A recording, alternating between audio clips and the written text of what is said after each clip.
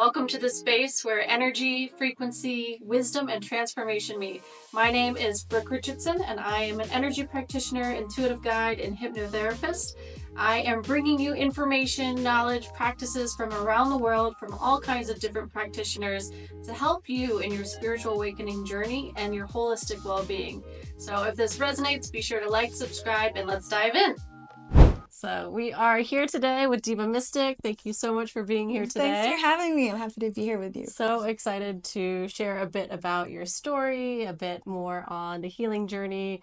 Obviously, you work with a lot of people in the healing space. You do tarot, you're an intuitive guide, you're a coach. What else do you do? I know you have a lot of amazing talent. A little bit of everything. Yeah. Well, originally I studied science and the arts, so that's my background. But I got into holistic healing around 7 or 8 years ago, the beginning of my rock bottom fall. As it happens, right? As it happens, right? You know, the universe just pummels the lesson into you until you finally get it that you should stop and reevaluate your life. So what was your Everything. Okay. Everything went crashing down. Okay. I had no job. I was broke. I moved back in with my parents. I was in a very difficult relationship. I had debilitating anxiety. I couldn't eat. I couldn't sleep. Oh, wow. I couldn't do anything anymore. I was literally a vegetable. So my body was like, sit yourself at home for the next year. Think about what you did. Think about where your life is going, what you've been doing. But honestly, even though it was really difficult, because I diligently wanted to build myself up again without having to resort to medicine and stuff. I was surrounded by a lot of people at the time who had depression and addiction and things like that. And I had seen the effects of the treatments that are available out there. I'm not averse to medicine and things like that, but I wanted for myself to do it holistically.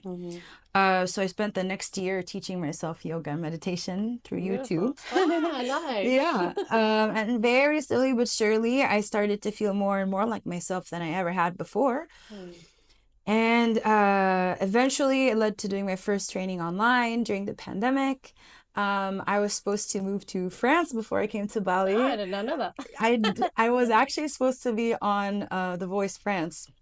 What? I made it to the last 100 out of 40,000 people. Wow. And yeah, I traveled back and forth for the audition process. Incredible. And it was all set and stuff. And I was thrilled because it was supposed to be my big break and things. I hate TV, but like it's the exposure and whatnot. And at the very last second, they didn't take me. But I'm like, well, damn, well, I guess I'll just go to Bali and do my second teacher training and just see if... I mean, that doesn't sound so bad either. Yeah, because my school was based here in Bali. And I came right at the beginning of 2022, did my 500 hours, and proceeded to be lost for the next 10 months over here. I was supposed to be here 2 months, and then I had nothing to go back to, no work. My country was in shambles. I'm Lebanese. So I felt so good being here, and I knew I had to be here, and I was like, okay, I'll stay. I don't know why, but I'll stay. And I was in such resistance, and I was catalyzed. No, being here, I was catalyzed into so much more personal healing. And I was like freaking out about yeah, and she does that, you know. She's not gentle, but she's the best. And I had this urge to line up with my purpose, and I'm like, okay, then what is my purpose? I mean, I've been working my whole life and in so many things, and nothing has aligned yet. And I knew that it was somehow to help people, but I didn't really know how. And I would literally be walking circles in my apartment here, just shouting at the universe, like, what's going on? Why? And it wasn't until I surrendered, and I'm like, okay, I don't care. I'm just How did you surrender? Was it like mentally, or like you eventually everything? I gave up. I was exhausted. I'm like, you do it for me. I don't want to figure it out. I don't want to worry about work. I don't want to worry about income. I don't want to worry about purpose. I'm gonna go to the beach. And seriously, within a couple of weeks, in the most magical way, I met my Balinese teacher. He's a priest. A person I randomly met shared a story of him on his Instagram, and I'm like, I saw my teacher, and I'm like, I need to meet him. And within a week I met him, and that was like father-daughter love at first sight. Incredible. Yeah, it was amazing. One of the best things that ever happened to me. And it was really snowballing from there. So in retrospect, I love the hard parts. And what have been, if you want to share, Mm. some of the more challenging parts? Because I think a lot of people have an idea of awakening that it's rainbows and butterflies and high Yeah, vibe. namaste all the time. Exactly. It's not. Well, some of the challenging, well, first of all, me being someone very cerebral, I had a lot of deprogramming to do. I'm Middle Eastern, I'm an intellectual, and I had anxiety. So my programs, like my blueprints, were so ingrained in me that I had to diligently make an effort to switch them up and change them. And How I did you do that? How did you? well, first of all, because when at the beginning of your journey, you're like manifestation, meditation, all those things. You're like, oh my God, all these tools. I must do everything. That was the first mistake. Me being the person that I am, I definitely was the I must do everything person. That was exhausting and it didn't get me anywhere. Manifesting didn't get me anywhere. I tried all the methods under the sun. And when I started to read more about it, because obviously I love to read, and a lot of my awakening happened in reading online and in meditation during the pandemic. And it's really an issue of trial and error and not giving up. Like you got to really be diligent about it. Repetition. That's the game of the subconscious. Like it doesn't compute, it doesn't intellectualize things. It's kind of like a muscle going to the gym, it's going to complain the first time if you haven't been in 10 years. But the more you do it, that's it. The more it gets the hang of it. And the subconscious mind is the same way. So I took my natural stubborn self and used that as fuel. Let me channel this in a better Yeah, I channeled it in a better way, and it wasn't easy, but I was very determined to do it because my life simply was not fulfilling me. And I wanted out. I wanted to feel like myself again. I wanted to feel happy, and I wanted to do what brings me joy. It's pretty insidious because sometimes you think you've done the work and something will come up and tell you, hey, not really. Well, that just happened to me yesterday. Yeah, it happens to me all the time, like workaholism was one of the things for me. I still struggle with that sometimes. If I have a lot to do, I'll be like, yeah, from 10 a.m. to 11 p.m., just nonstop on my laptop. And then you're like, wait a minute. That's not even what I teach, like and I know that my break times are really important for me. But the thing is, I have improved in the sense that, for example, where before I would feel very bad and tell myself, oh, it's being lazy and unproductive, to slow down and do nothing. Now I really relish it. Like on a day when I wake up and I have no energy and I feel like doing nothing, I'm like, yeah, it's a nothing day, and I'll just eat snacks and watch Netflix and whatever, After all, the body does have wisdom, the soul has its own wisdom, but the body does too. And forcing is never a good idea. I mean, forcing is what led me in many ways to my rock bottom at the time. A lot of people think also that awakening is like you do it once and you're done. I wish. It's like if you did But we laundry would once not in have your life. jobs. Exactly. Like And I'm good. we would all be Jesuses and Buddhas if that was the case, right? Exactly. Healing is never linear. That's another thing I had to learn. It's like this. But your rock bottom is not the same as the rock bottom you had before. It's faster too. It's faster and it's easier. You learn the hang of it. You can catch yourself more. You have more awareness. That's all awakening is. Being awake to what your soul is telling you and learning how to work with that so that you could get yourself back to center faster and learn how to enjoy your life more. And I love talking about this, obviously. I love that I can help people with that. It's and everything you go through, you're going to be able to transmute that for the people you work with. And what do you see most common in terms of the people that you help? What are they struggling with? Like 100%. Most people I work with now are women. I do get men, but not as much. And 100% what I see is breaking out of the over-independent identity. Really? Yeah. I see a lot of women who are burnt out, who think they need to like hustle, and they have such a big problem receiving. And this is actually a very natural progression of our society because women before were very dependent on their husbands and brought up to think that their job was to be a housewife or a mother, sit at home and do nothing. Jobs, of course not. We're talking like the 50s and 60s and stuff. And then there was the, revolutions and women started to have jobs and stuff. And then it became an issue. Don't ever depend on a man. Right. We Be your go own one way person. or the other. Exactly. There's no in between, right? Right. So women became hyper independent. I was one of them. Like I was a classic Me too. overachiever. Yeah. I had 2 jobs with college and I prided myself on that. I'm like, I don't sleep at all. It's I don't great. sleep at all. You know, I'm a fucking machine. Yeah. Like, and I'm better than everybody type deal, you know, in the back of my mind. Right. Ego is such an insane thing. Right? He's really under the carpet there, like doing all the things. But most women are like that, and they're tired and they have a problem receiving help and support. They have a problem getting the kind of relationship they want or the kind of attention they want from their partners, or even maintaining wealth or feeling fulfilled, you know, or simply enjoying life. I don't think it's an accident that I end up working with women like that because I lived that, you know. So, and it's my purpose to help women move out of that, you know. So I gladly do it. That's been my experience, though. The way that Did it always start out that way, where you were attracting those not people, or really. it kind of developed like, oh yeah, this is my I just niche? I started noticing with time. I don't like to put myself in a niche. I will like get to treat Whoever every needs help. person like that. Yeah, exactly. I don't ever set you know, like filters on who can come work with me. I just naturally have noticed that in the last 2 years since I've been doing this like really full on.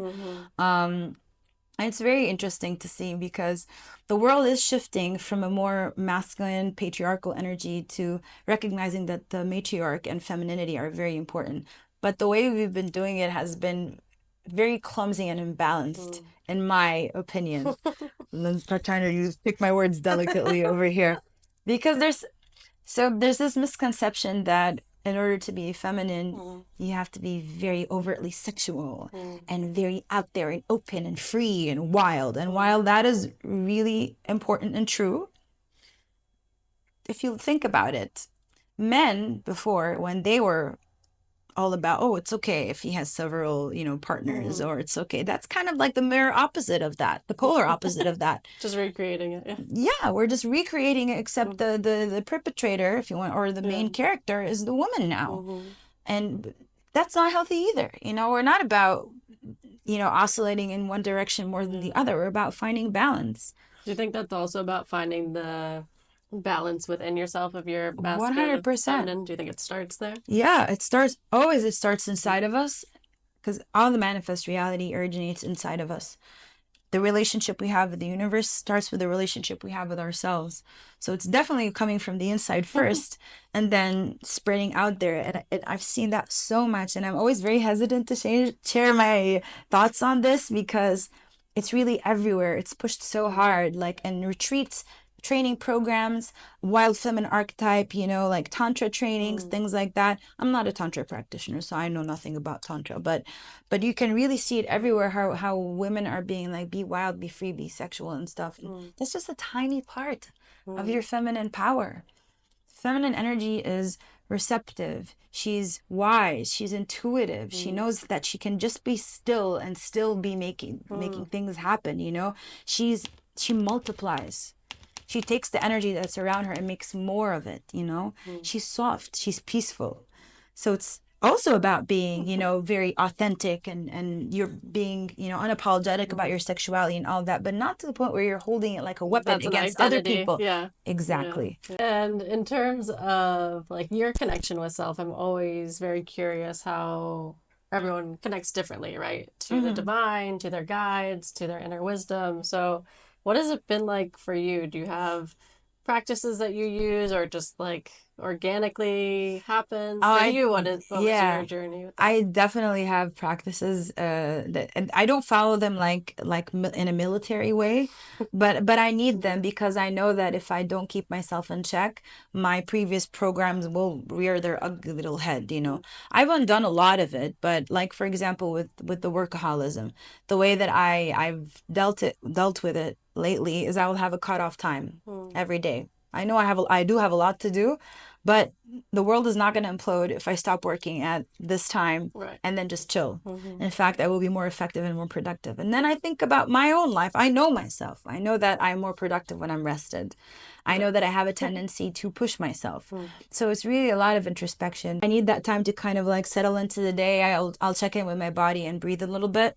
Even though I'm a yoga teacher, I don't do yoga all the time. There are days when I just do like a 15-minute stretch, and there are days where I'll be like 2 hours, you know. I'll just listen to what my body needs. It's great for me because being a very cerebral person, I need constant grounding. And I need hydration also, that I've noticed about myself. I have a lot of fire energy in my system. So I need to hydrate a lot, I've noticed. And nature. You know, you just find out the things that make you feel good, and then those will be your self-care. And I talk to myself a lot, you know, like if I feel like I'm struggling against something in my head, I'll be like, okay, let me switch to something I enjoy right now, which is another thing I love to share with people I work with. And people always look at me, they're like, that's overly simple. I'm like, yeah, but it works. Changing the vibration. It works. And I truly, deeply believe that. It's been such a revelation for me that living that way can make your life easier and more expansive. It just blows my mind how life can get much better when you focus on your joy more than anything else. And I don't mean that in a selfish way. I mean as in a filling your own cup way. It's sustainability. Like if I want to keep giving people and helping them being present, I can't if my battery is running low. And if I want to recruit help from the universe and exercise trust in it, I need to be resting too. I can't be just hustling, pushing myself. Especially this line of work. That's definitely yeah. You'll just be a vegetable within 2 weeks. Has happened to me when I first started. I'm like, yeah, I want to read for everyone. I want to help everybody. And like one day, it's me in the couch. That's me in the couch. Who didn't learn their lesson? You know, like I can imagine my guides. Did that take a while to find your pace of like how many clients you can do, what feels good? Once I started having a regular stream of clients, not so long, because at that point I had already become a lot more self-aware, and I was much more in tune with energies in general and with myself. The universe kind of prepares us before. Exactly. Everything you go through is like tools in your toolbox. It's great.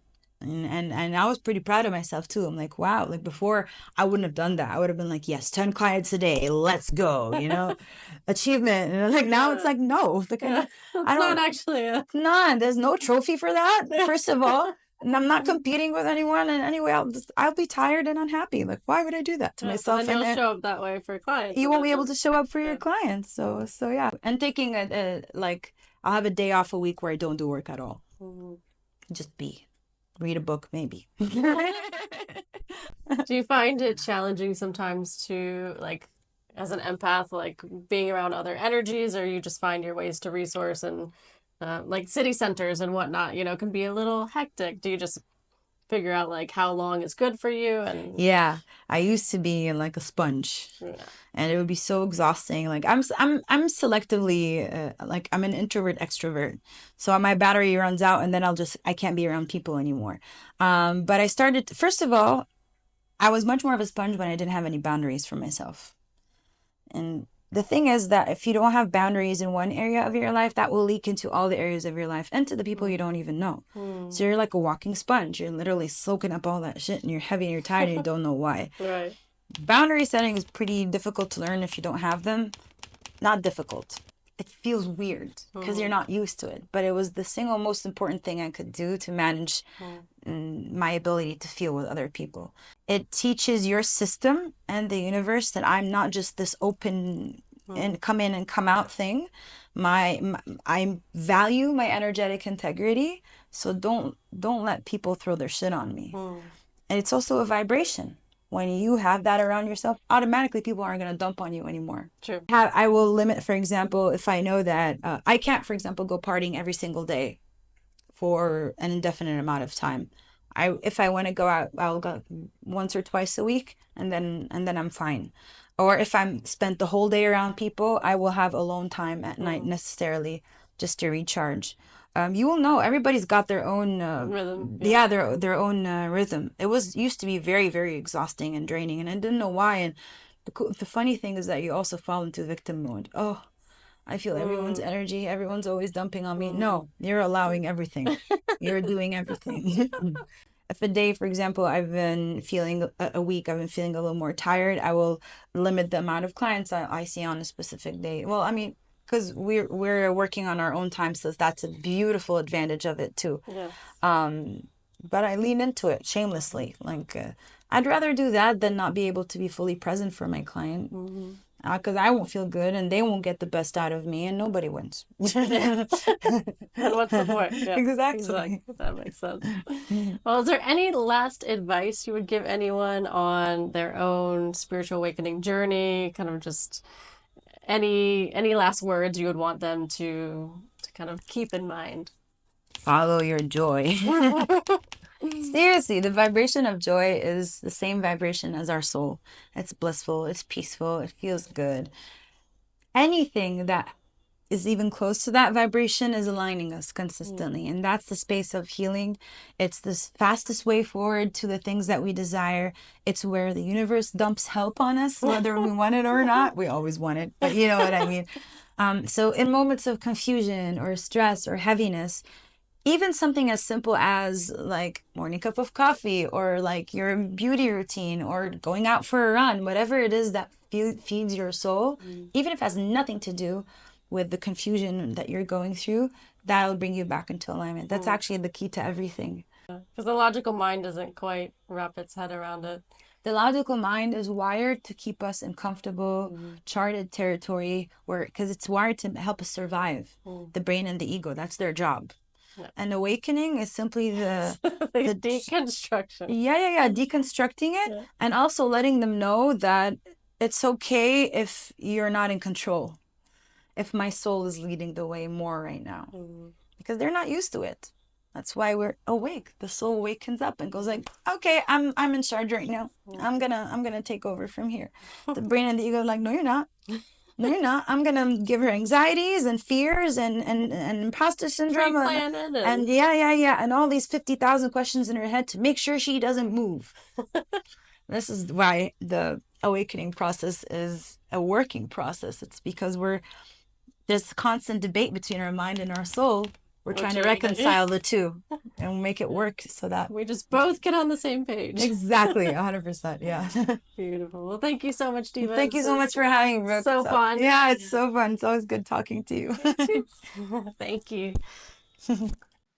Thank you for being in this space of energy and expansion. If you enjoyed, be sure to like and subscribe for more wisdom and content. Until next time, land the light.